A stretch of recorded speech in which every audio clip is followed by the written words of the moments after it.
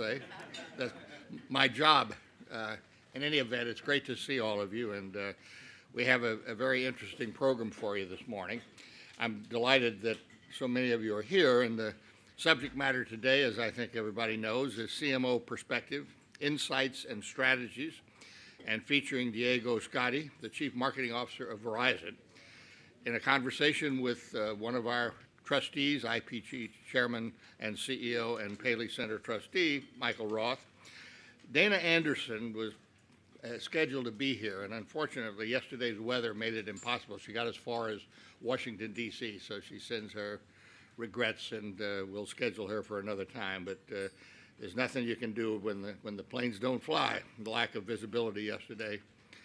There are a lot of days that I find a lack of visibility, but yesterday was was particularly that way, I would say. Before we get underway, I have a few housekeeping remarks. First of all, I'd like to recognize several other of our Paley trustees in addition to Michael. Tammy Irwin is here, Kay Koplovitz, and Joe Marchese here at this table. They keep this place going, so give them a hand. As always, we're grateful for McKinsey and Company for underwriting these dialogue series. And although each of you has a list of the next several upcoming Media Council programs, I'd like to take a moment to highlight next month's particularly. We're especially excited to be hosting the heads of sports from CBS, ESPN, I've heard of them, Fox, and NBC for a session moderated by Sports Illustrated Richard Dykert, during which they will discuss what many believe to be the winningest business in media, sports. At the last bastion of appointment viewing, engaging global audiences of all ages, the business of sports is the envy of many, and I know you'll want to reserve your seat for that. Now, if you would indulge me for just another moment before we get to today's session, I'd like to encourage you to mark your calendars for May 13th and plan to attend the Paley Center for Media's tribute to African American achievements in television. And I think we have a video about that.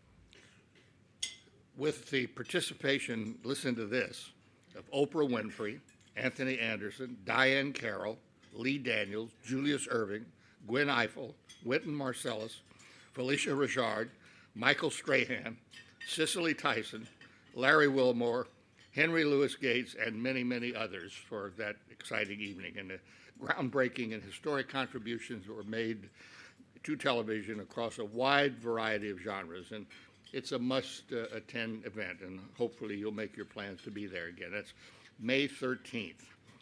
There are registration forms for the tribute at your seats. We try not to miss anything, and I encourage you to support that event this coming spring. Now, back to this morning. We head into the spring 2015 Newfront and Upfront at a transformative time for the television and advertising industries. When wasn't that ever so? Brands are about to decide where to invest and how to allocate their ad budgets.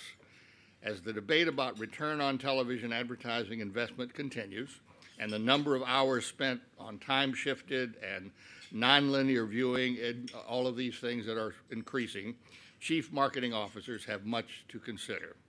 To help us understand the landscape through the eyes of a brand whose use of media has proved to be enormously effective, we're pleased to welcome Diego Scotti, the Chief Marketing Officer of Verizon, in a conversation with Michael Roth, Paley trustee and Chairman and CEO of IPG. Thank you very much.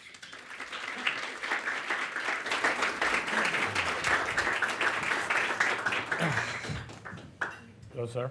Good morning. Good morning. How we Good to see doing? you. Welcome. Let me just thank everybody for attending. And I was emailing Dana last night back and forth, and I hope she has a sense of humor, because the last one I sent to her said, this never happens to me. I don't understand why it happened to you. But obviously, the other side of it is we have all the time to discuss this with Diego, and I can't think of a better individual for us to have this conversation. We're fortunate, actually, Diego, this is the first time you're actually in a public forum since you took on your new responsibility as responsible for the global brand of Verizon across all media channels, creative, social, digital. So you have all the answers. Exactly. Well, actually, I'm sorry that Dana is not here today because we were relying on her exactly to actually do all the work. So now you're stuck with us. So that was actually the rest of my note. Exactly. But it's great to have you here. So what I'd like to do is you're new in your responsibility. You're 6 months, so you do have all the answers now. Can you give us a little bit of a perspective of what it's like at Verizon from a cultural point of view versus where you've been, and how you're approaching your challenges in your new role? Totally. Well, first of all, good morning, everyone, and it's an honor to be here at the Paley Center. We had one of your members of the board, Tammy Irwin, the president of our FiOS business, that is a close friend of yours. So I'm excited she's here today as well. So thanks, Tammy. And it's interesting because I don't come from the telecommunications industry, and I think that's by design. I think our CEO, when he was looking for to fill this role that is a relatively new role at Verizon, was looking at the future in terms of the new challenges in our industry, and trying to understand the only way for us to be able to continue to compete effectively and lead is to look outside of our category. And that is easy to say, difficult to do. A lot of companies sometimes say, well, let's just bring somebody that brings a totally fresh perspective. But I think what is interesting in this category, and it's been for me, is the parallels with so many other industries out there. I spent 15 years of my career at American Express, which was tremendously fun because in that business it's all about the relationship with the customer, and that's the way Amex approached it. Very similar to our business, right? You can approach it as a transaction, or you can approach it as a relationship. And if you even think about the other part of my career that is more on the fashion and retail business, that is also a relationship business, a very emotional business, in that you need to create that emotional connection, sure, with the customer. And so I see technology and telecommunications and everything that we're doing at Verizon not very dissimilar to that. We need to create a very strong emotional connection, and we need to create a relationship. It's interesting. You're in the space right now, particularly with Verizon, that their own products cross all the different outlets that a CMO is responsible for navigating through, right? So the issue of digital versus TV, within your own business line, you have an approach to those particular outlets. So how do you view this issue of digital versus TV? Magna forecast that in 17 we're going to cross the line between the allocation of dollars to digital versus video. So you're right, both from your branding responsibility and from your business perspective, you're right at that juncture. So it would be interesting to see how you view that. Totally. I mean, we're a big, traditional, strong supporter of television advertising, and we'll continue to be, because we don't see it as an either or, like a lot of people say. Some people, I talk to some CMOs that say, we're making this transition to go 100% digital because that's what people are, or it's cheaper, or it's free, right? We're trying, which is also my view, is you need to take a holistic approach to that connection with the customer, and that requires that television, digital, and all of the other channels are working and firing in eight cylinders. So we've definitely made a transition into digital in the last few years, and in particular in the last year, with heavier investment that complements the investments that we have on TV and other channels. But it's not an either/or. It's definitely not an either/or. Well, certainly the accountability part of what you do lends itself to measurement, right? And making sure that the work that's being done, we're all accountable for. So the argument goes, certainly digital tends to be a little more accountable because you can see more visibility into its performance. But now we're seeing new things on TV measurement as well. Yep. So the question is, when you're looking at producing content, which I love, everybody, the buzzword for these days and age is content, right? When you're looking at content as to whether it goes digital, whether it goes TV, how do you view the creation of that content, and how do you deal with that content being specifically allocated to whether it's digital or TV? Well, I would say a few things. We're trying to take an approach that is not create something that then we just show in as many channels as possible. Exactly, because I think what we see higher degrees of engagement when we create channel-specific, communications. Now that puts tremendous amount of pressure on the creative side of our business and our agency partners, because it's more work that it needs to be created as opposed to let's just create a 30-second spot that will run everywhere. Right. Now the transition that we started to make at Verizon is that we start with the customer and the idea, right? We need to have a very strong concept from a content standpoint that then we can execute across different channels in many different ways. We don't believe in the matching luggage. We don't believe in the matching luggage. And I think what we are trying to start doing is that we also don't care where the ideas come from.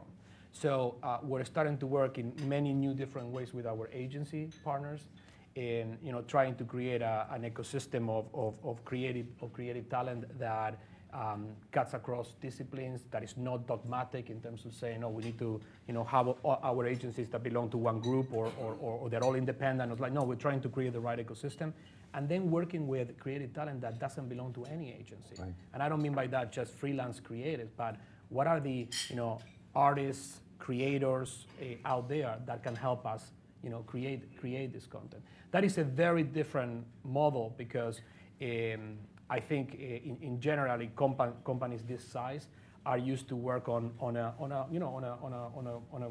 room that has 4 walls, and all of a sudden when you take the walls and off and you need to trust that the creative process is going to work, it's a little bit unsettling. I also, to your point about measurement, I mean, we are in a business that still television has a tremendous power, because it is the only way to get scale fast, right? That is a fact. For us, work every time that we do something that uses television in that way, we see the business results, right away. And also from a storytelling standpoint, I think television has a lot to do with the way we create that engagement. No, I happen to agree, but you actually said something that's kind of music to my ears, and that is this whole issue of what we call open architecture, and that is bringing in all the disciplines together without the silo part of it. So here you are, you're responsible for herding all these cats. How do you do that? Well, that's the part of my job that I love the most. Okay. Is the most challenging, but also is the most fun. I think for me starts with putting the right cast together. And I tell you, I've been now at Verizon for 6 months, and we're having lots of conversations with different agencies and creative talent to put that cast together.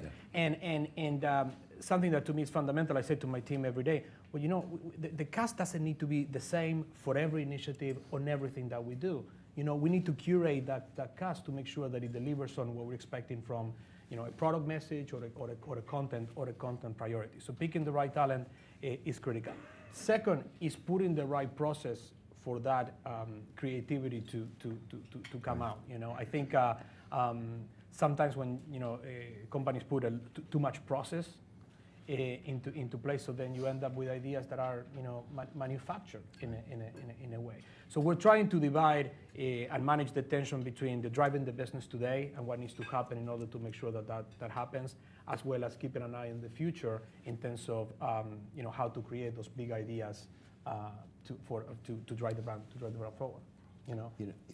Correct me if I'm wrong. I think you're actually the first CMO from a global perspective at Verizon. Is that not true? Yeah, well, this role, one of the leaders in our business, John Stratton, right. He runs the business. He held this similar job right. a few years ago. But our business has changed significantly. And the company is going through a process of, I would say, simplifying our business with the customer at the center. So John now runs all of our businesses right. Across wireless, wireline, FiOS and enterprise. Marnie Walden, she runs all of our new product initiatives and innovation. And then in my case, I support both businesses from a marketing standpoint. It's a very interesting time in the company because there's so much going on. There's so much innovation going on. And I'm sure you guys heard about the new FiOS product that we launched. It actually we announced it last week, but we're launching actually today. It's a very exciting time because everything that we're doing is now putting the customer at the center. So if it's a new product, if it's a new message, if it's a new piece of content, it's starting with the customer. So the effort of the company to do that.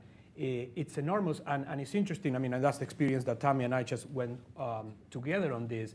When you're talking about the customer, nothing else really matters. Right. So if you think about it like that, the barriers around roles, responsibilities, what functional expertise people bring to the table, they're all focused on the customer, and that is something that, again, coming from the outside, I think is a tremendous strength of this company. The two concepts that you're referring to, one is innovation, which obviously Verizon is known for that, and obviously it's a tremendous opportunity in this environment, and culture, all right? And so the real challenge, and what I hear speaking to a lot of our clients, is how do you drive that culture in an organization that is so big and historically had their silos, right?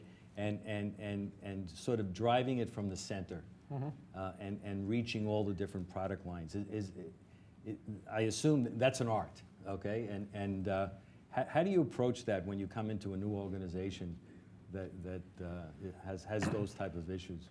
Well, I tell you, the only way that I know how to do it is with total transparency. That's one of the things that I've been talking since I got to the company, which is there needs to be total openness and trust that we are on this together. Obviously, there is at the beginning in any new endeavor, some people that are more cautious about what's going to happen. But I think this notion of transparency and openness all of a sudden breaks all the barriers, because the notion of, listen, we're on this together. There's no secrets, and we need to drive the business. That's what we're doing here. Right. It's key. Now, I think what has been interesting to me is to help the organization understand that there are no either ors on what we do. So it's not like either we drive the business, right, and we don't create an emotional connection with the customer, or that we drive a lot of clicks but we don't create engagement online, or that it drives the business but it needs to look ugly. They're not either ors. I mean, the companies that are doing this really well, and we do it in a lot of aspects of our business, are really reconciling those either ors. And this, I wanted to actually, we're launching this FiOS custom TV today, and I want to show you the TV spot that we're launching today. Actually, I think you're one of the first ones to see it, because I think this is a great example of innovation. To your point, this company has been innovating for the last, for the first 15 years of its history. And this is another example in which, by putting the customer at the center, we said we're going to do the right thing for the customer. From a storytelling standpoint, we really went through a very diligent process of understanding how our customers are consuming television today. What do they want to watch? What do they want to pay for? And that's what this product came up. So can we roll the video? Do you mind? Absolutely. Great.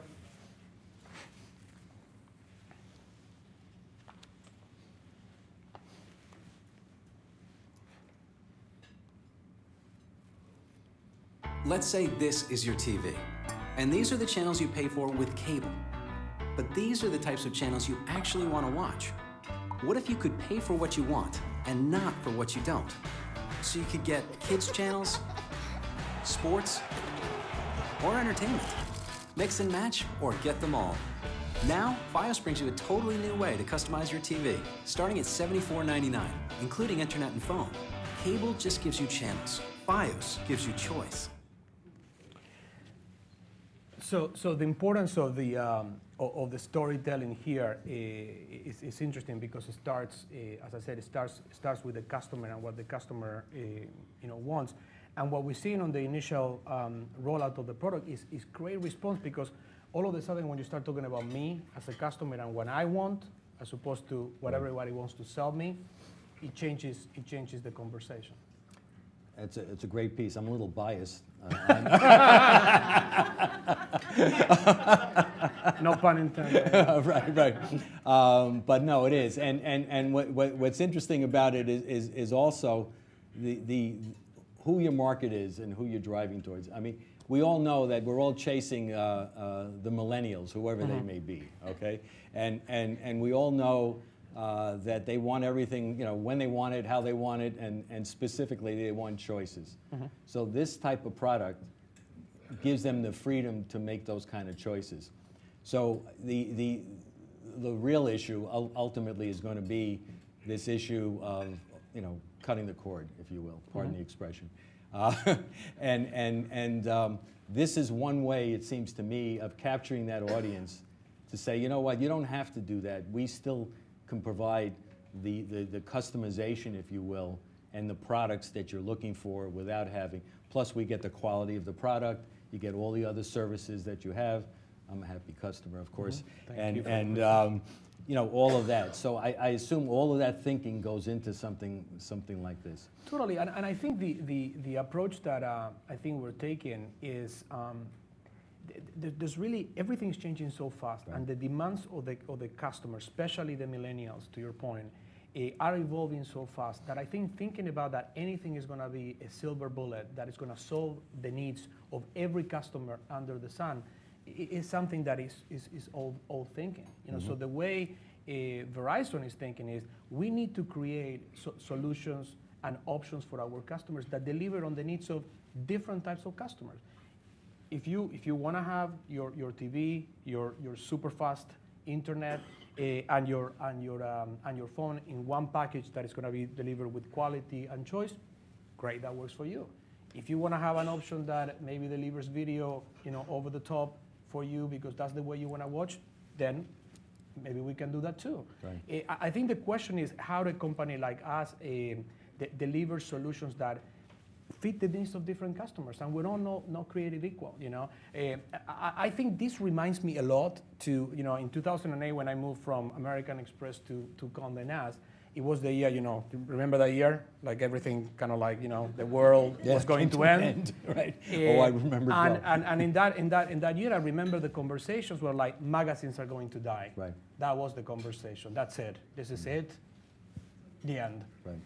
And magazines are still, thriving because there are a lot of people that still want to smell the ink, that want to have that experience. So I think that is a much more healthier way of looking at the business versus trying to create that, any options that are that maybe they have a lot of hype, but they're not really delivering on the longer term needs of the customer. It brings to the forefront the issue of relevancy, both with respect to the messaging, right? You want to make sure the message is relevant to your consumer, but more importantly, the product. I mean, the product has to be responsive to what the consumer, I love the idea of the consumer-centric company because, let's face it, that's who we're all going after. So let's talk about content, and everyone's chasing content, right? How do you approach that from your perspective? Because you're ultimately going to be responsible for how this content reaches the consumer. Mm-hmm. So are there particular things you look for in terms of content that in this environment works better or is more meaningful or has a better response rate?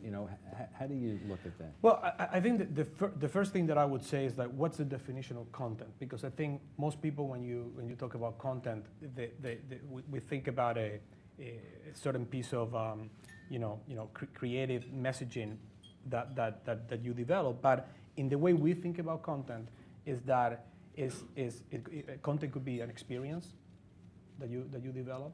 Right. Content can be a service that we offer our customers. So we're thinking about content in a much more broader sense as it relates to that customer centricity and the relationship with the customer. So for example, a good example is what we're doing in our stores. Right.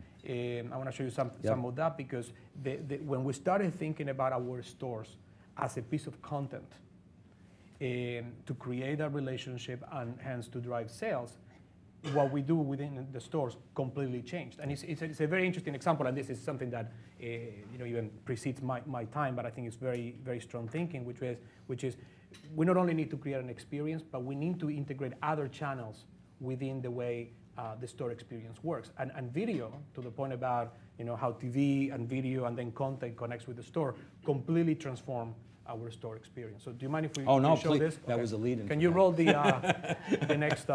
Thank you. We haven't rehearsed this. No, not good, at all. Right? But you're pretty good. Doing great.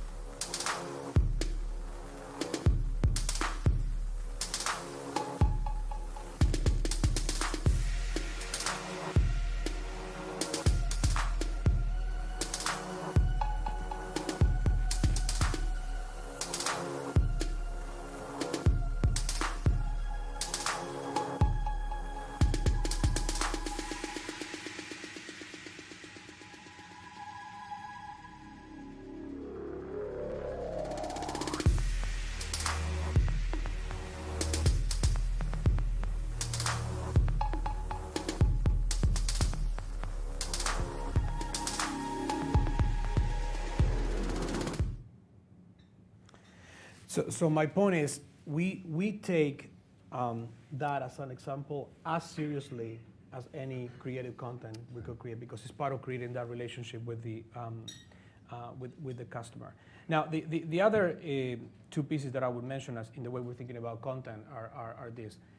We want the best creative minds in the world working for Verizon to develop content, no matter where those minds are. Mm-hmm. Agencies, as I say, creators, artists, whatever they come from, we want that. Media, I firmly believe that media today are terrific. I position incredibly well to help clients like us to create content. And I'm not talking about just can you do this little program that then we can call sponsor content and I use it to tell the story of the brand. No, I'm talking about really come up with interesting, compelling ideas that can propel the company. So not that I want to get more phone calls from anybody, but because I already get a lot. But I think we're interested on taking the quality of the content that we create to the next level, and for that we need all the help that we can get, no matter where it comes from.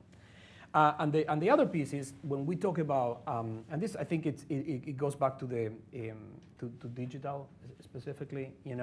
I don't know if you have this experience, but when you are in your Instagram account, in your Facebook account, and you can see your feed, how many of the things that you really see in there add any value to your day? not a lot, not a lot. Maybe there's a photo of some cat, with doing some funny thing, and we all love cats. I don't have anything against cats. But to me, I think what we all need to raise the bar is to develop and to put content out there that adds value to the conversation. I said to my team internally, if we are not going to add value to that conversation, maybe we shouldn't say anything. I think that really raises the bar around how we think about content and how we think about experiences. I think experiential marketing is overlooked a lot. Okay, and I think the approach to your store is right on. If you go back to the auto industry, the main objective is to get someone behind the wheel and drive that car. Because once you drive that car, the likelihood of you buying it is increased dramatically. You get someone into a store and they have that kind of experience and they get to feel the products and they get to see the products working, they're gonna play. Totally. And then the experience on the product itself. I think when you think about FiOS, or when you think about our wireless products, for example, if you think intuitively, and we don't, we can always do this better, but the way we're thinking is that the experience needs to start there. So whatever you want to do with FiOS, for example, in terms of your upgrades, in terms of movies that you want to watch, in terms of services that you're going to get, you should be able to do it on either on your TV or have an app in your device that can easily do that. I mean, with FiOS now you can even have the whole experience of watching with an app that can allow you to do everything. With wireless, it's the same thing. We are thinking, what would happen to our service experience if the service experience would start in your phone, and from there go to all these other places. That's content too, by the way. Oh, absolutely. Well, the new frontier is wireless, right? And everyone is trying to figure out how to crack the code on mobile. And I don't think anyone's really cracked it yet. But any particular insights in terms of that? Because I do believe, if you go around on a worldwide basis, that's how people are communicating. More people are using mobile devices to access the internet than computers, right? So therefore, the place you hold in terms of that marketplace is a step up, And so how do we capture that in this environment? Well, I start from a place that whatever you're saying is not as interesting as what you're interrupting. Okay. from a consumer standpoint. Right. So I think we need to start with that. And then in mobile, because the attention span and what people are doing is so small and so short, is that we need to think about how are we going to add value to that interaction. So then what we're interrupting doesn't sure. Become a problem for the consumer. So I think what we're thinking is, and again, the way we're trying to think about Verizon. If you think about it, we have 100 million customers all over the country, right? That is a lot of people that are part of the network, Verizon, right? And the way we're thinking is that, well, that's a tremendous platform.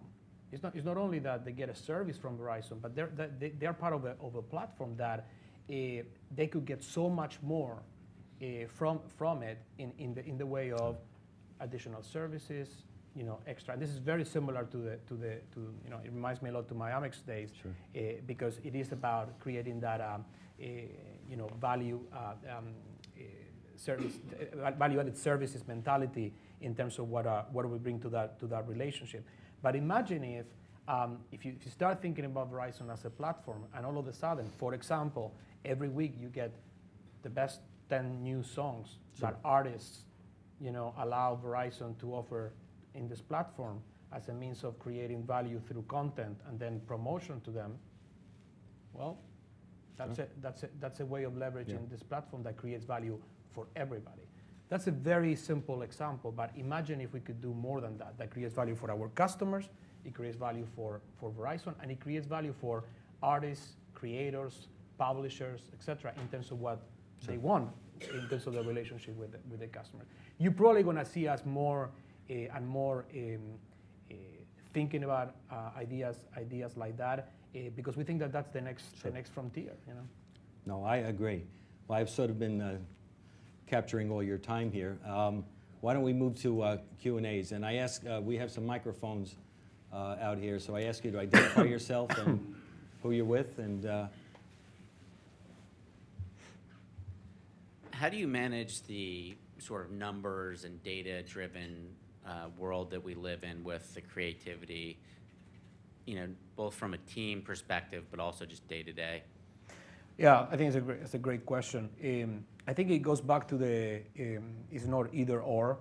You know, I think anything that is extremes is not good because we need both. So the way we approach it is, you know, Verizon is a company that's tremendously, you know, results driven. Numbers, metrics, performance is critical. So we do that very, very, very well. You know. And but we also want to connect that with creativity and that connection with the customer.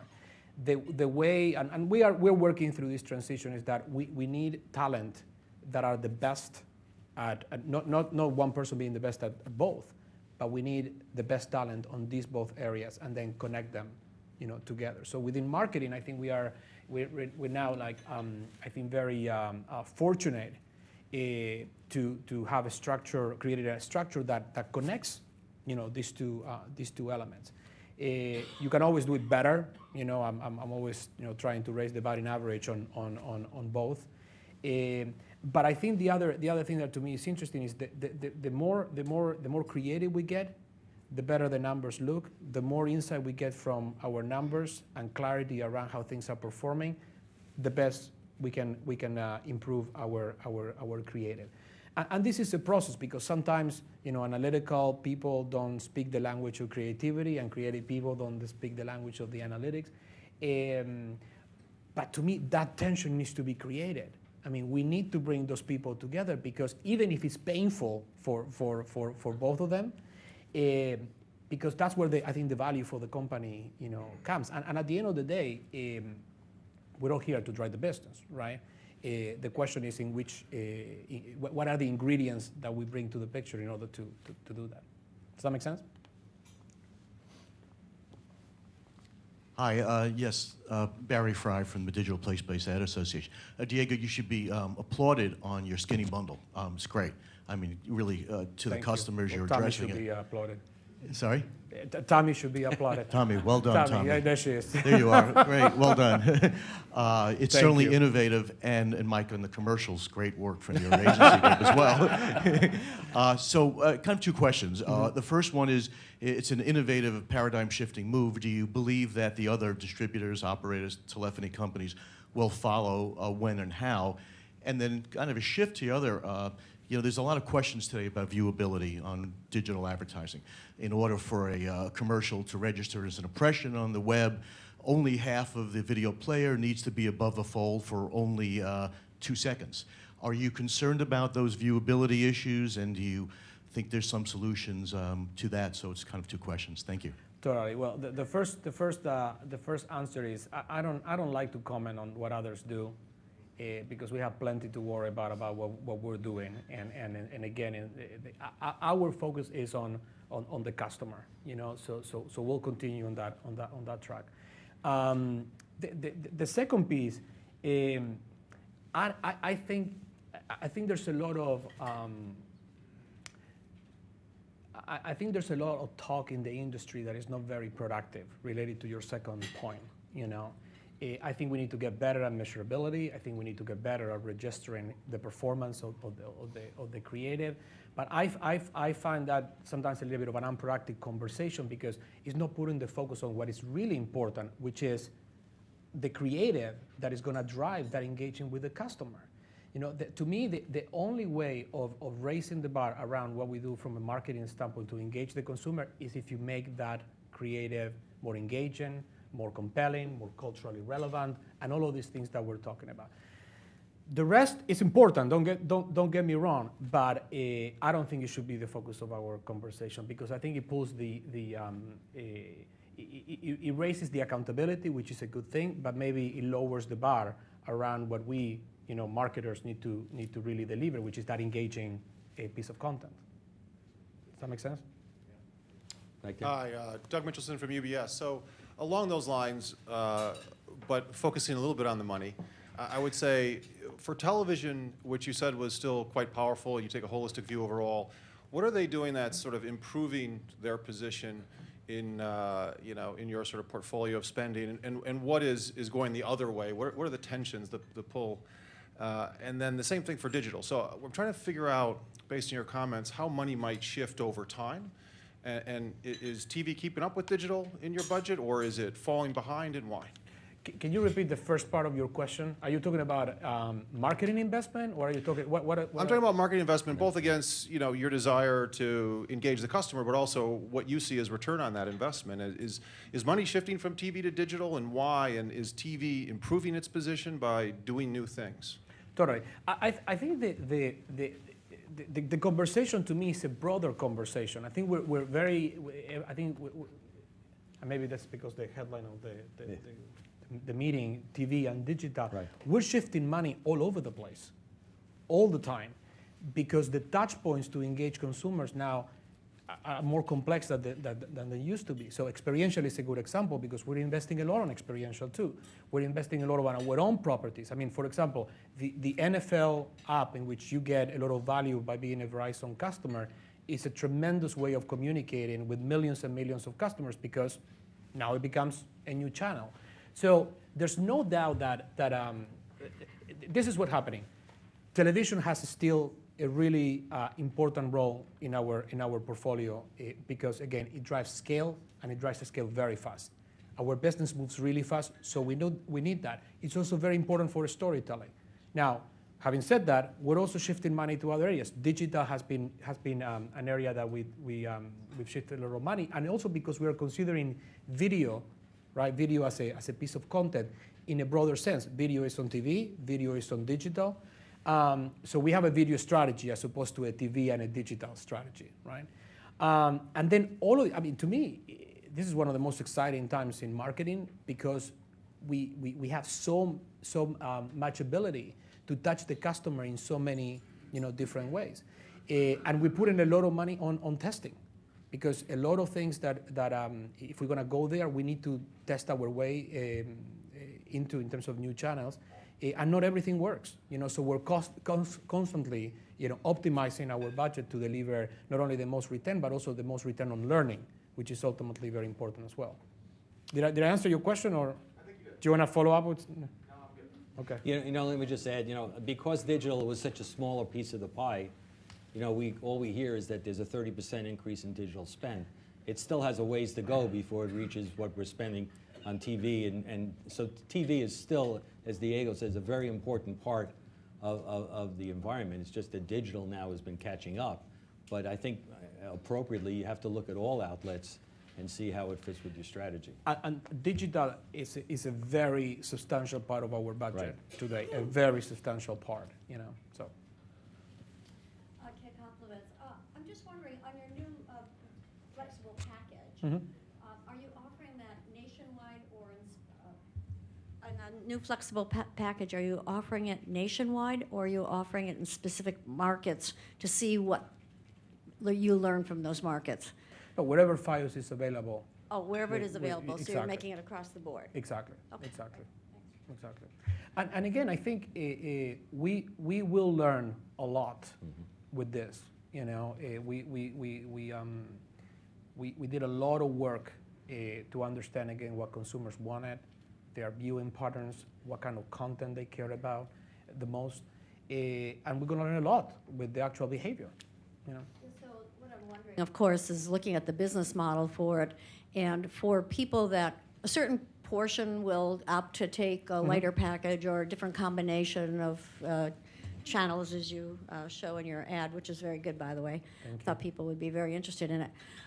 how are you looking at, well, sort of the reduction of payment on the lighter packages and how to upsell other things that will be maybe in more direct interest to those consumers? Because actually consumers will pay for what they actually want, if you offer it to them in a way that they think is acceptable. So that's what I believe anyway. So I was just wondering how you're thinking about other options that can get added onto a package that is lighter to satisfy the customer, and what percentage do you think will convert? Do you have numbers like that? I'd be very interested. Well, if I give any numbers, Tommy, Internal numbers, right? Tommy's gonna kick me, So I'm not gonna give you any numbers. I'm not gonna give you any numbers. But I think the point goes back to how do you want to consume your content is up to you. The job that we need to do for you is to create those choices and present them in the simplest way possible.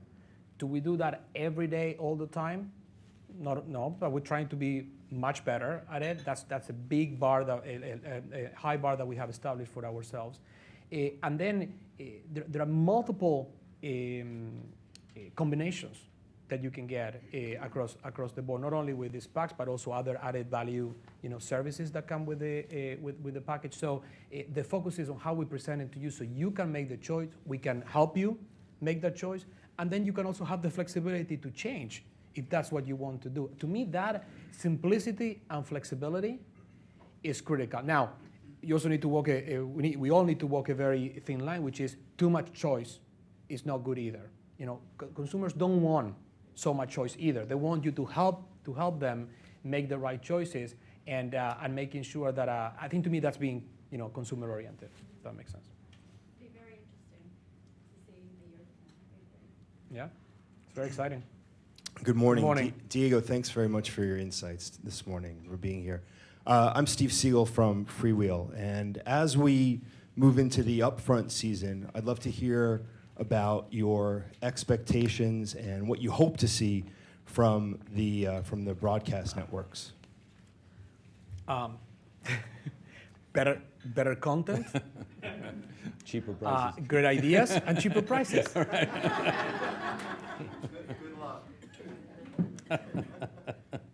Good answer. Just a quick question. How do you reconcile a consumer-centric strategy and FiOS, which I have and I love, thank you. Thank you for the business. I can record many programs at once and watch them without ads later, which is what consumers want, with TV being the best way to show ads to people at scale and wanting to buy those ads. I think you said it yourself. What we're interrupting them with is never as interesting as what we're interrupting. Mm-hmm. So, how do you see that? As people want to watch content without ads, but we want to give people ads in content? Well, I think to me, it's going back to how can we serve you commercial messages in a way that are going to be more integrated in the content and are going to be more interesting, to you. I think the question that we're asking ourselves, at some point, the 30-second commercial model is gonna have to change for all, because of all of these reasons that we're talking about. In some cases, it might be less time. In a lot of cases, it might be more time. We are experimenting a lot and thinking a lot about longer, formats. And I don't mean like product placement in longer formats, but really getting you engaged with a narrative and a storyline that maybe has, longer length, because it would be really interesting for you to watch, not that we're just going to force you, to watch. Listen, I think on this is I don't think like one size fits all. And to me, again, this sounds a lot like magazines are dead, like that comment. So I think the pressure is on us to keep testing and innovating with new formats that are going to be more conducive for you to want to watch our content. Hey, Cohen. You mentioned two things. One was the interdisciplinary approach to everything, which means lots of different inputs, lots of different maybe digital agencies, buying agencies, creative agencies. Yep. And then you're also mentioning velocity and the need to move quickly. So I was wondering from a management standpoint, how do you balance those two things? Because many of my colleagues in the marketing and strategy world feel that they're spending a lot of their time actually helping CMOs wrangle all the different suppliers and all the different needs. And yes, try to be fast. I don't sleep that much. That's how I do it. It's definitely a very interesting challenge for us. We are evolving to a format that we have people on the team that are in charge of what we call an integrated marketing, which is basically running that process, you know. And I don't mean just the PMO office for marketing and communications, but it's how do you bring the best ideas from wherever they come from and manage that not always linear process with the integration into the business in terms of what needs to happen this week because it needs to drive the business this week. Separating that from either the creativity or the demand generation channels is been really helpful because we have people now, you know, their sole role in the organization is to create that integration and coordination across all the different channels. We're working our way through it because it's something very new in the organization. But I'm very encouraged by the early results that we're seeing because it's very difficult either if you're running the performance side of marketing or the creative side to be at the center of trying to also making that work for the organization. Listen, the other part in my mind is that we all need to get comfortable with the notion that it's going to be a little bit chaotic, you know. And that is the way it's gonna be. For me, the mission that I set up for myself and for my team, is that we need to orchestrate all of that in a way that we really instigate as much creativity as possible, but then translate it to our business partners to make sure that they get what they need from marketing. And I don't mean in an order taken kind of way, but not only giving them what they want, but also what they need, which is a really important difference, you know. Rick Kernick. Last question. Frankfurt Kernick. The Federal Trade Commission is going after Dish and DirecTV over the disclaimers in the advertising. I noticed there was something written on the screen there in white letters against a white couch. Are you trying to make any effort to come up with a way in which the product can be promoted without the need for the disclaimers or otherwise to deal with this problem that looks like it's about to explode? Well, listen, we are in a very regulated industry, so disclaimers are difficult to avoid because they're part of the way the industry works. So I wish I could. Believe me, I ask this question every day on everything that we do. The approach that we're taking is, we want to be the company that sets the standard. You know, there are going to be companies out there that they're going to cut your bill in half, but you might get half of the service or half of the network. There are going to be companies that are going to be very loud at what they say and throw at you a lot of things. We're trying to walk this very straight line that is about what is the right thing for the customer. We're gonna always tell the truth. We're never gonna have anything in there that is trying to be deceiving in any way because that's not the way we do business. But at the same time, we're going to tell it like it is. You know, I think we have a tremendous product with FiOS. We have a tremendous product with our wireless offering. We have a tremendous new products coming in the pipeline, and we're gonna tell our story. We want customers to know. But we are the premium provider in the industry. We are a premium brand. And that's the direction that we're taking with the customer at the center. Well, okay. Please join me in thanking Diego. Thank you so much. It's great. Thank you. Thank you. That's awesome. That was good. It was fun, huh? It looked like you were having